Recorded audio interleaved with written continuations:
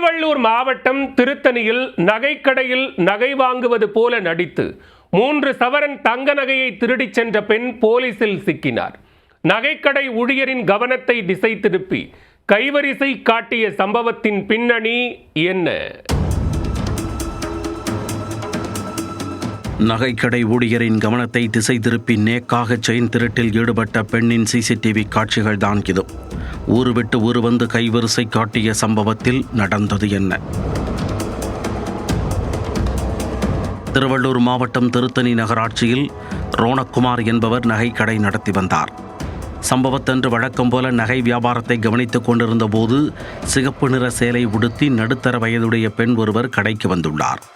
நகை வாங்குவது போல் புது புது டிசைன்களை காட்டச் சொல்லி கடை ஊழியரை சோர்வடைய வைத்தவர் இறுதியாக எந்த நகையையும் வாங்காமல் திரும்பிச் சென்றுள்ளார். அதில் சந்தேகமடைந்த கடை ஓனர் கடையில் வைக்கப்பட்டிருந்த நகைகளின் இருப்பு குறித்து ஆய்வு செய்துள்ளார். அதில் 3 சவரன் தங்கச் செயின் காணாமல் போயிருப்பதைக் கண்டு அதிர்ச்சியடைந்தார்.